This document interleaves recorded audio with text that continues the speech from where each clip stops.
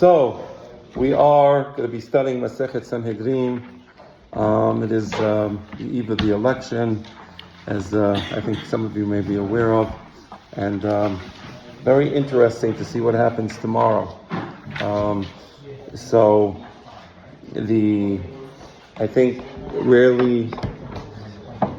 rarely in history has a free choice, really, in the sense that it's up to the American citizenry to make the choice. Nobody's compelling anybody to do anything they don't want to do. Everybody has a free will to choose whoever they want.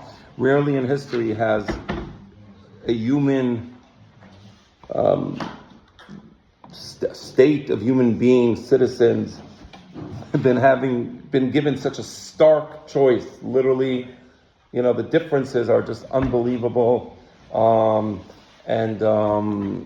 It's really remarkable to see what's going to happen tomorrow. It's going to tell us not just about the direction of the country, but it's also going to tell us about the mentality of the people we live with, which is also important to know. Meaning, are the people intelligent? Can they see through? Can they see through the media? Can they see through the con job? So it's very interesting. I have to say I'm fascinated. Just as a student of history and as a person who always loved studying history till today, I'm curious to see what happens, because this will be historical. Either way, if it's Donald Trump, it'll be historical. If it's Kamala Harris, it'll be historical. I also have to say that I'm a little concerned, and I'll tell you why I'm concerned. My sense is that if Donald Trump wins, there will be riots in the streets. If Kamala Harris wins, there will be riots. If Donald Trump wins, there will be riots because people hate Donald Trump, and it's kind of interesting pathology. One day, historians will look back and they will examine the psychological dislocation of people when you mention the name Donald Trump. Did anyone's eyes just twitch? Did I see any twitching? Okay, not sure. I wasn't looking.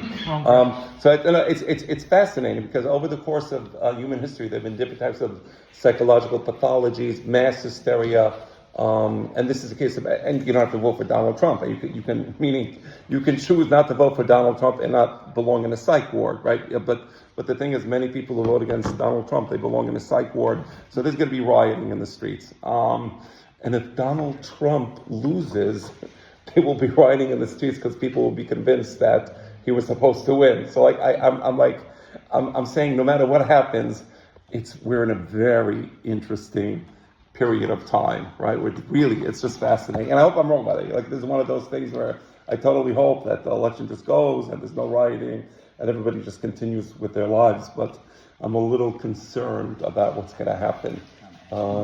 So there you go. Let us now. You're saying stay home tomorrow? No. I'm not saying stay home. We should vote, right? We have the right to vote. We should vote. No, I mean, after the results, stay home. Oh, we'll see what happens. We'll see what happens. It's going to be interesting.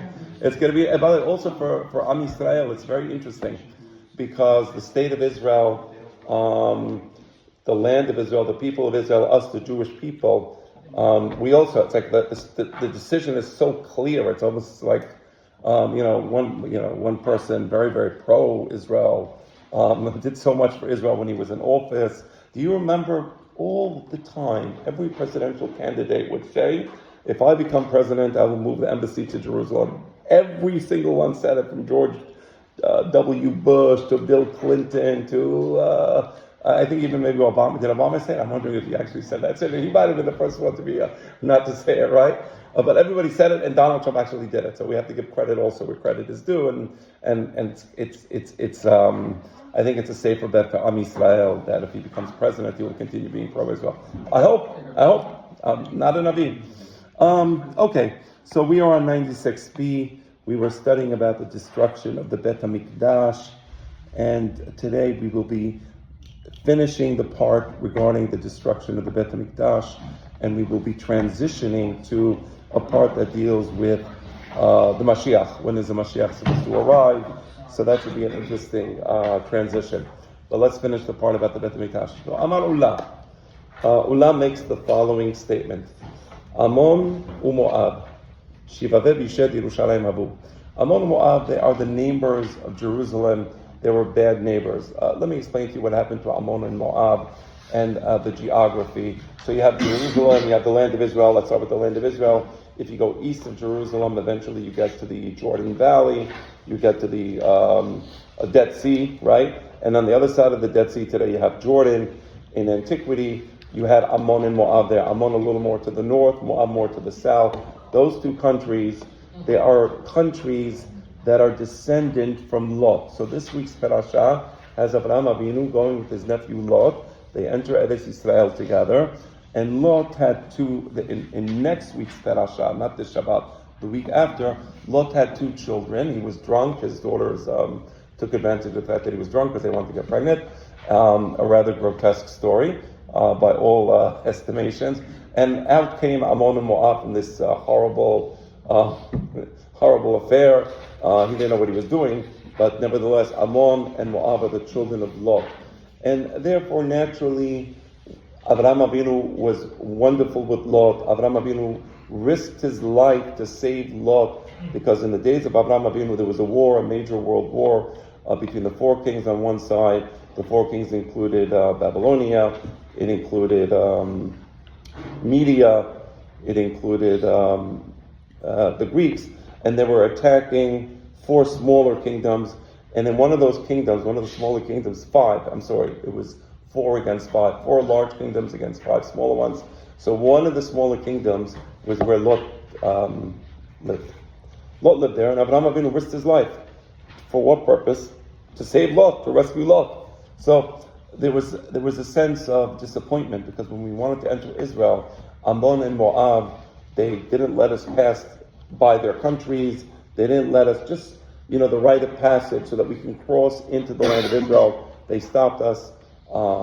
And therefore we have a very negative view of Ammon and Moab. They're considered kafuyat Torah. They are not grateful. And this continued in the days of the destruction of the Beit HaMikdash. So what happened? So it was the days of the destruction of the Beit HaMikdash, and Ammon and Moab saw what was happening in Jerusalem.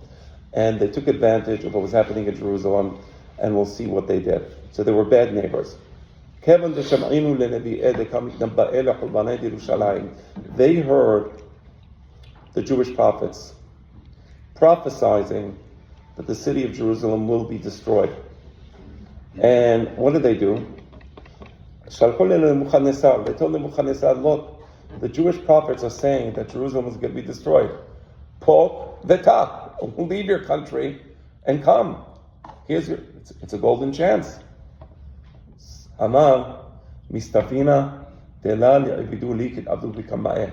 So Nebuchadnezzar said, look, there was a lot of countries that tried to capture Jerusalem. I'm afraid. He's aware of what happened to Sanhedrin a generation earlier. And we studied the story of Sanhedrin when Sanhedrin comes to Jerusalem, how his entire army died in miraculous circumstances. So Nebuchadnezzar realizes it's not worth starting up with the Jews. It's not worth starting up with the Jews because miracles happen for them, and I don't want my army to get destroyed. So now we're going to be reading about the dialogue that takes place between Nebuchadnezzar and Ammon and Moab. Ammon and Moab are going to try to convince him, and Nebuchadnezzar is going to be very, very hesitant to enter the city of Jerusalem. But before we do that, as a model for the discussion, the Gemara chooses a particular passage in the book of Proverbs. I'm going to open up the book of Proverbs, and it's in Perek Zayin. And let me tell you what's happening in this book, in the book of Proverbs, and then you'll kind of understand what the Gemara is insinuating. So, one of the things that Shlomo HaMelech does in the book of Mishleh is he gives advice. And if I had to summarize the advice, or one of the types of advice he gives is, stay away from loose women. Okay? We're in a synagogue, I have no other way of saying that. Stay away from loose women. You think it's for free. Nothing is for free.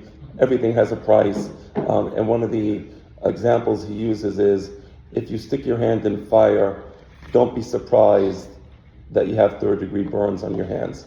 I mean, there's no way around that, right?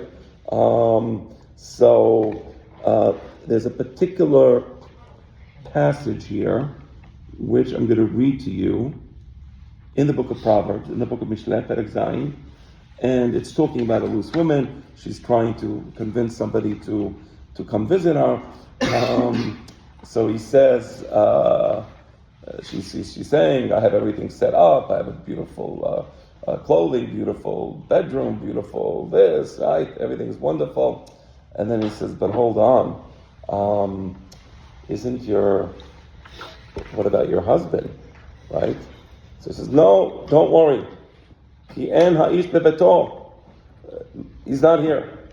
Halach bederech merachok. He went a business trip. He's far away. Seror hakesef lakach beyado. When he left, he had a package, a pocketbook of money, meaning he's going on a business trip because he wants to buy stuff. Leyom hakesef yavo beto. Who knows when he's going to come home? He's going to come home whenever, far away time. Meaning, again, she's trying to convince him that it's okay and he should come visit her. So now we're going to be using, the Gemara is going to use these verses as if although it was a discussion that took place between Ammon and Moab on the one side and Nebuchadnezzar on the other. Okay, so Shalchule.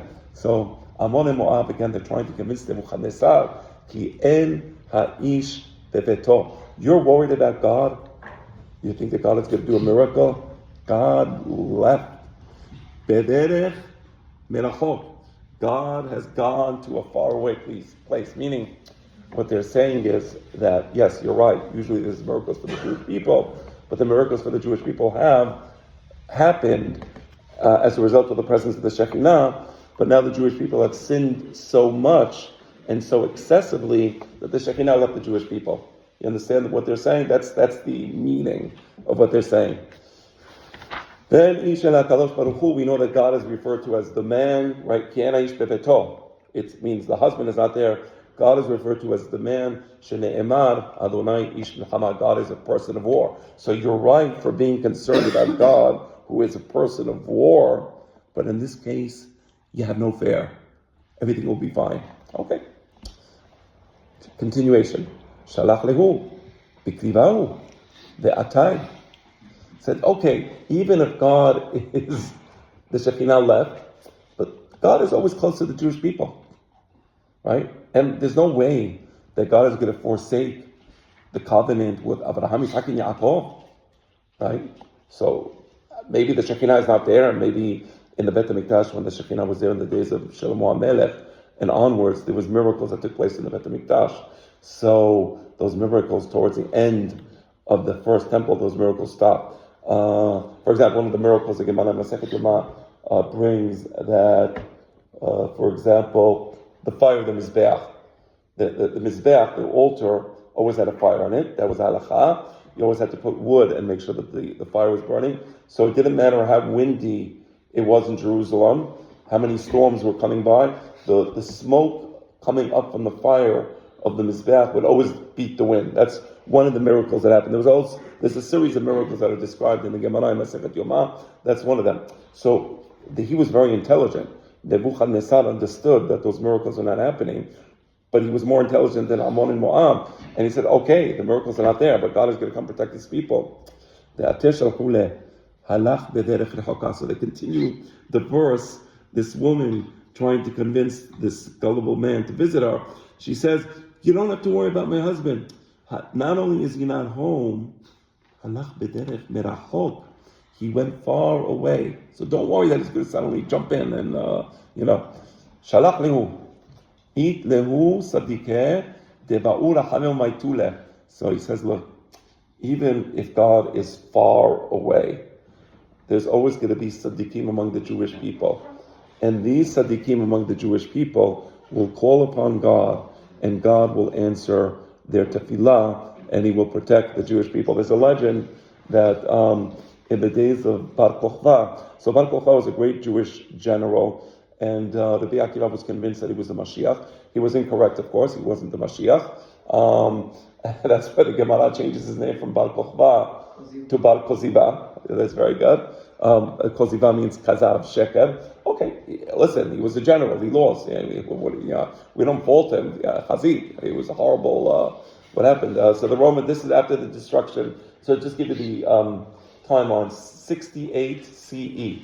68 CE is when the second Bet HaMikdash is destroyed. Right? The common date that they use is 70 CE. The Jewish counting is 68, 2 years earlier. Then when you go forward to about 135 CE, right? That's when the Bar Kokhba revolution tries to kick the Romans out of Jerusalem, and they think they're going to rebuild the Beit HaMikdash. So he starts a revolution. Now, what happened is that there was a great tzaddik. His name was Rabbi Elazar HaModai. So Rabbi Elazar HaModai, he was an old Tanna. And every day he was praying that the Romans should not defeat Bar Kokhba, and his prayers were answered. What happened is that Rabbi Elazar HaModai was related to some of the nut jobs on the other side that were trying to make dissension among the Jewish people, that were trying to go to the Romans, that were trying to make a deal with the Romans. And when Bar Kokhba, there was an episode where he thought that Rabbi Elazar HaModai was on the side of those people who wanted to, make an agreement with the Romans. So what happened is that when Bar Kokhba found this out, he killed Rabbi Elazar HaModai. And on the spot, there was nobody left to pray. And that's when the city of Beter, all the Chachamim were in a city called Beter. Sometimes they say Betar. The older pronunciation is Beter. So they were in that city, and that was it. After he died, there was nobody left to pray for the Jewish people, and as a result, the Romans were able to defeat them. So what he's saying here, Nebuchadnezzar, he's actually pretty intelligent, right? He's saying something very true. Okay, like you're trying to convince me to come. I know there's Sadiqim. Shalhule. So they answer, Seror hakesef lakach. If you continue the verse in Mishle, it says the husband took with him this valuable silver, right? So this is a allegory, and it means something. The en kesef el sadiqim. In the context of God leaving the Jewish people, the kesef represents the pious, and I'll explain that in a moment. Shne'emar, as the verse says, and this verse is referring to the pious. It says, the ekereha li v'chamisha aksar kasef v'chomer se'olim v'letech se'olim. So I am going to buy her for 15 pieces of kesef, meaning this is referring, Har is referring to the national persona of the Jewish people, Knesset Yisrael. So I want to explain what this means. So it's true that when there are tzaddikim, God will not, let's say, God forbid, bring some calamity among the Jewish people. I know this is like really strange, but I'll say it anyway. About 5 years ago, and I discussed this with my kids actually, and my wife. About 5 years ago, a whole group of very big chachamim died during the same 6-month period. Suddenly, all these big chachamim, people who I consider to be people who, because I studied Torah and I know Torah, I knew that these people, even though they were unknown, but they were very big chachamim, and I knew it. And I remember it was so strange that a whole group of people, chachamim, 5 or 6 chachamim, boom, just died, and they all died, although it was during COVID. Not one of them died because of COVID. That was what was interesting. They all died from some natural cause, suddenly and unexpectedly. Each one of these rabbis, when he died, it was like, what? What happened, right? And I remember thinking that, God forbid, something bad could be in the offing. I realized bad stuff is about to happen. So what he's saying here is correct. Ammon and Moab are saying all the tzaddikim already died, and because of that, there's nobody left to pray to God for the Jewish people, to protect the Jewish people. So that's their answer, and some credence to it. Shalach lehu, hadre rashi'eh b'tshuva. So he said, okay, and how do you know that the Risha'im among the Jewish people won't make teshuvah? This is a pasuk that we read every day, and we read it 3 times a day in the Ashrei Shebetecha. Karov Adonai lechol kore'av, lechol asher yikra'u bemet. God is close unto those who call upon Him, but there's a condition. When you call upon God with truth, meaning the truth is an awareness of who we are and who God is. Meaning, if you come before God with arrogance and you make demands, God might not be close. I don't know. I'm not a spokesperson.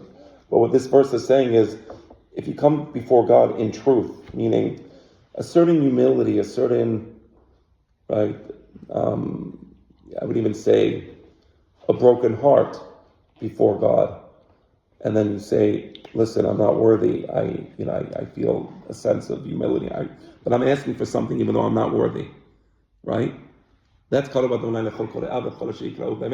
person can be not worthy, and he can be a rasha, but if he makes teshuvah, his prayer will be accepted, right? So that's what he's saying.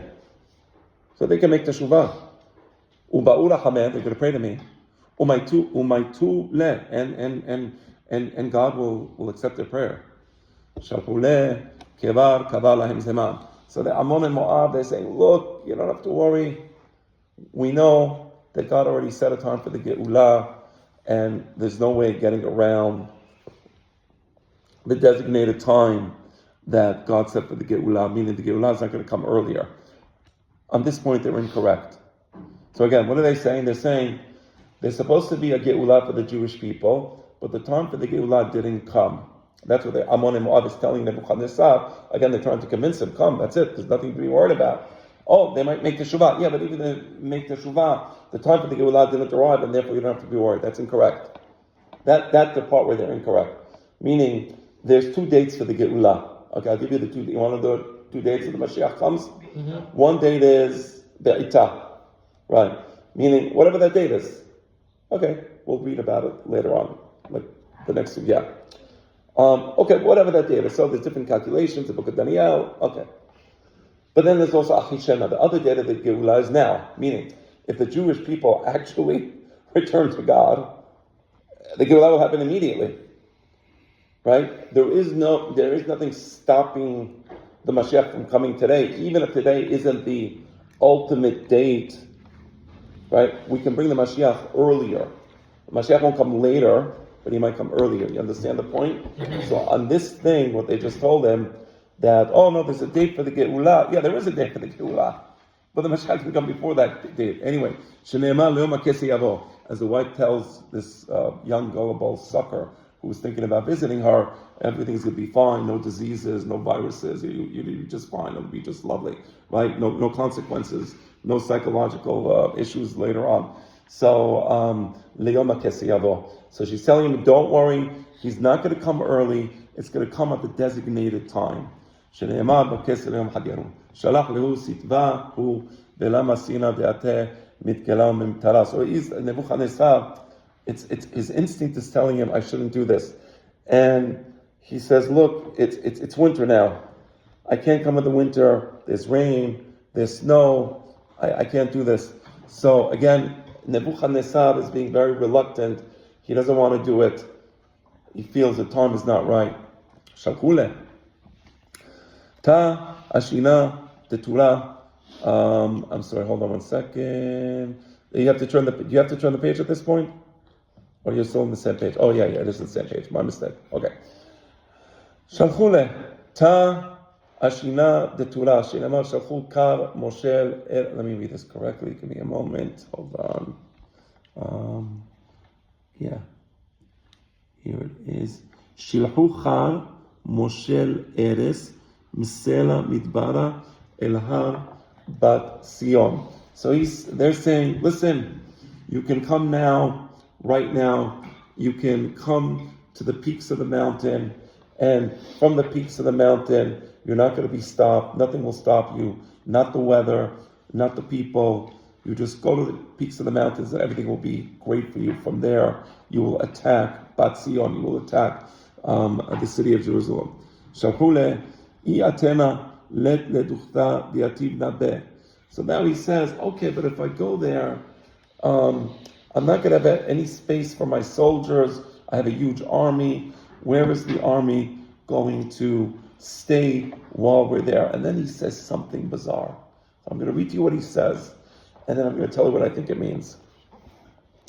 Shalchule כברות שלהם מעולים מפלטרין שלך.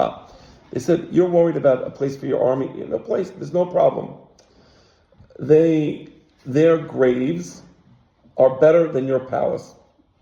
What does it mean? Okay, so there's two levels to this. First I'll explain the literal meaning, but then I want to explain the deeper meaning. The literal meaning is, did you ever go to Tzfat? Anybody here? Now, in Tzfat you have, let's say, the kever of Hanna v'Sheva Banea. Did you ever visit that kever? It's a cave. It's actually a cave, and inside the cave you have like different, they have like in the walls of the cave they used to dig the grave and they would bury them there under the ground, of course. So what happened is the families had caves where they would bury the dead.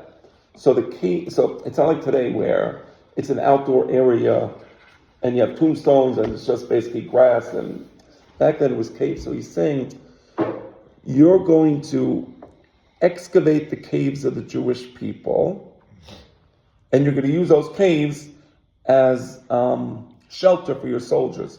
Meaning, so they're going to be comfortable. They're not going to be outside in the rain. They're not going to be outside in the snow. They're not going to be in the elements. They're going to have these caves. And these caves are better than your houses. What does that mean, these caves are better than your houses? So there's a pasuk that when Bil'am is looking at the Jewish people, he wants to curse them. And he sees the houses of the Jewish people, the tents actually, as they were in tents. These aren't even houses, they're just tents. And what does he say? Do you remember the pasuk? Matovu ohalecha Yaakov, how beautiful these tents are. Mishkenotecha Yisrael. And he says these places are mishkenot. So the word mishkenot sounds like what word in Hebrew? Mishkan. What's Mishkan? Mishkan is a holy place. So here's the thing.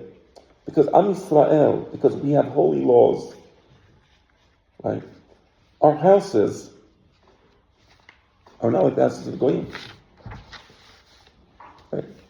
You go to a house of a person, Shomer Torah Mitzvot, Shomer Shabbat, whatever the laws are, you know them. It's not the same.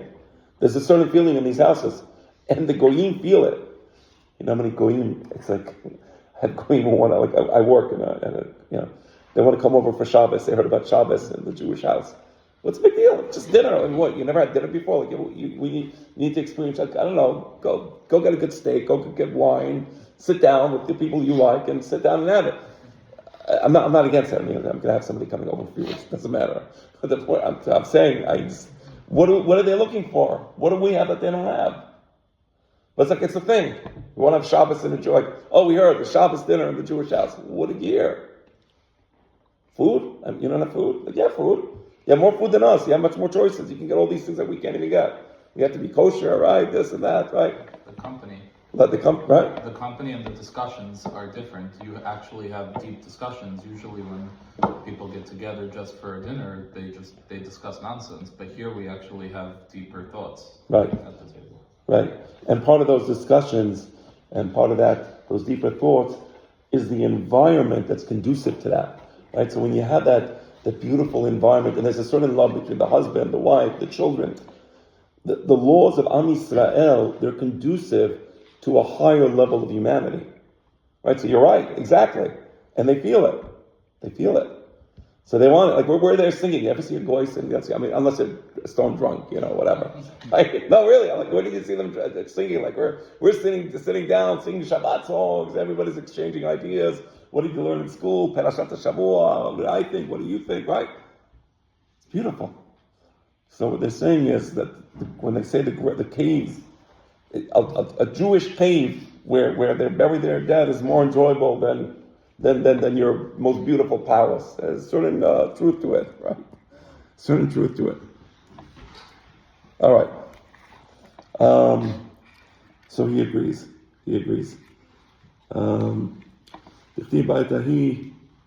One second. Hold on 1 second. Yeah, let's see. Yeah. No. All right. Okay, so you'll see את אסמות מלכי יהודה ואת אסמות שרה ואת אסמות הכהנים ואת אסמות הנביאים ואת אסמות יושבי ירושלים וקבריהם. And the prophet Jeremiah actually describes how they're going to enter the city of Jerusalem. They're going to excavate the caves. They're going to take out of the graves. They're going to take the bones of the Kohanim or the Nevi'im. They're referring to the Nevi Sheker, right, the false prophets. And the inhabitants of Jerusalem, Ushtahum Lashemesh V'Layareh, and in a disgraceful fashion, they will put it outside under the sky, under the sun, under the moon. This will be a punishment for the fact that they did Avodah Zarah. They used to worship the sun. Now you're going to be under the sun, the bones, right? You used to worship the moon. Now you're going to be under the moon. You used to worship the stars. Now you're going to be under the stars, right? You thought this was so beautiful. Here, let it save you. It's right there. It's on top of you. Your bones, the sun, anything happening? Why do you worship the sun then? You see, you understand the punishment? So that's the idea of Nebuchadnezzar agreeing to destroy Jerusalem. That's it. That's the end of the sugya. We studied about Sanhedrin. He tried to destroy, he failed. We studied about Nebuchadnezzar. He tried to destroy and he was successful. Nebuzaradan, that was a general who became Jewish. Nebuchadnezzar didn't want to destroy Jerusalem because he was terrified of the consequences. He was right. It came 70 years later when Babylonia fell to the Persian Median Empire. He was terrified because he didn't want to be the one to destroy Jerusalem because he thought it would have consequences to Babylonia. So he was Nebuchadnezzar. From the moment he destroyed Jerusalem, his empire and he personally, rather than his empire, he was king for 45 years. Then his son, Evil Merodach, he was king for 23 years. And then finally, his grandson, Belshazzar, he was king for 2 years. Now Nebuchadnezzar, he was hesitant. He didn't want to destroy Jerusalem because he realized that it will bring about the downfall of his empire. And it happened. It happened in the days of his grandson, when the Persian Median Empire, they entered the gates of Babylonia, and they basically took over the empire. And that's when they established the Persian Median Empire. When the Persian Median Alliance destroyed the Babylonian Empire and replaced the Babylonian Empire with the Persian Median Empire. That's what I'm more correct way of putting it. Okay, so now we're going to start a new sugya. This new sugya is going to be dealing with the Messianic era, or the days before the Messianic era, so that when this happens, you would know the Mashiach is around the corner, I hope. Okay, so let's do it. You ready? Ready. All right. Amal Rav Nachman and Rabbi Yitzchak. So Rav Nachman and Rabbi Yitzchak are having a discussion, and Rav Nachman asked Rabbi Yitzchak, Mi shami alach emat ateh bar nafle. He says, do you know when the son of Nafle is going to arrive? So he said, what? Who's Nafle? Amale man bar Nafle. So he tells him, what do you mean the son of Nafle, or Mr. Nafle? Who's Nafle? Now, does this sound like anything to anybody? What? Pele, I like that. That's an interesting way. I like that. But they're actually going to do something else with this. Amale, Mashiach. I'm talking about the Mashiach. Says, why are you calling the Mashiach Ban Nafle? Mashiach Ban Nafle Kariple. You're calling him Ban Nafle? Like, well, what's Nafle? Like you said, Pele. Interesting. I didn't even think of that. Right? What did we read in Parashat Bereshit? Nephilim. Yeah. HaNephilim hayu ba'aretz. Nephilim were these giants, these strange people. B'yamim hahem, in those days. Right? So the Nephilim are these giants, meaning they're unusual human beings with special strengths. So he says the Mashiach is going to be a very unusual person who will remind us of the Nephilim. So that's why he says, I call him Ban Nafle. So he says, Ban Nafle, Mashiach Ban Nafle Karitle. Amaleim, yes, I call him this. Now if you look at the word Nofelet, you have the word Nephilim. Right? So he says, this is a remes to the Mashiach. It's an allusion to the Mashiach, who himself is going to be a person of incredible, not physical strength, Because the Goyim, they think in terms of the physical. So the Goyim think of, okay, who can jump the greatest distance? So it's like, oh my gosh, he just broke the record. Or who can run the fastest 100 meter? I'm saying it's 100 meter, Dad. So does anybody know what the record is nowadays? 9 seconds probably, I think, or 8.67 seconds. So somebody does, instead of 8.67, say 8.66 seconds, whatever it is. Well, can hit the most home runs also. Well, the most home runs, there you go, okay, touchdowns. No, I'm not against, by the way, and I'm not saying it in a derisive manner. I mean, yeah, I like sports, I do, I enjoy it, it's fun, I'm not putting it down. But what impresses the Jews, even more than physical prowess, so for the Goy, the giant, oh my gosh, we're more interested in the mind. What impresses us is great spiritual, intellectual powers.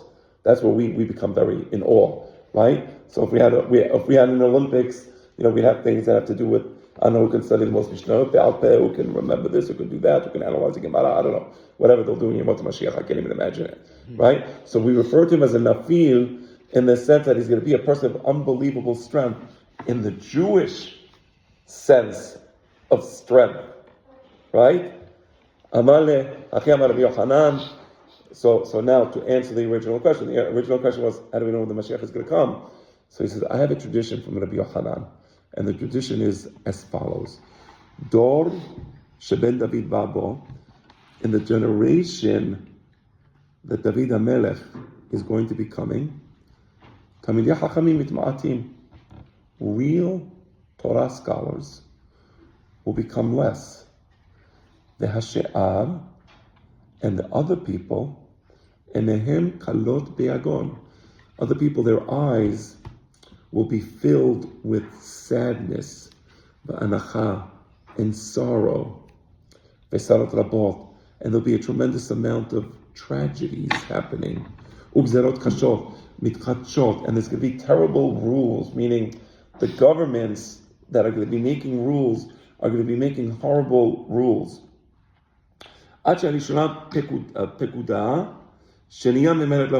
One bad rule is introduced, and people get used to that, and so another bad rule, and then another one, and then another one. So let's just summarize that. Let's read it again. There was a story in the Gemara where a Chacham, he goes to Olam Haba, and his friend tells him, tell me, what did you see in Olam Haba? So he says, Olam Hapuch Raiti, I saw an upside down world. He says, what do you mean I saw an upside down world? He says, yeah, all the people that in this world we think are great Chachamim, in the world to come, they're like, nothing special. And then there's people who we think, whatever, simple, whatever. Not such a great Chacham, and like in the world to come, he's like, like wow, like he's unbelievable, right? Olam Hapuch Raiti. So there's going to be a generation where there'll be Talmidei Chachamim, there'll be people, there'll be things, but real Talmidei Chachamim will be far and few. Talmidei Chachamim mitma'atim. And as a result of the fact that Talmidei Chachamim mitma'atim, and people are not going to understand it, because, no, he's, and him, and him, and him, and him, and him, these are all Talmidei Chachamim. But how do you know? Because you're going to see there's going to be a lot of suffering in that generation. There's going to be governments passing bad decrees, and then there's going to be tragedies happening to the Jewish people.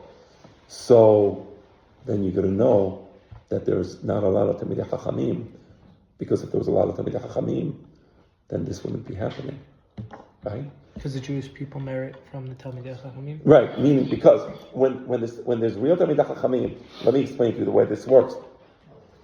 The Talmidei Chachamim, they teach Torah to the people.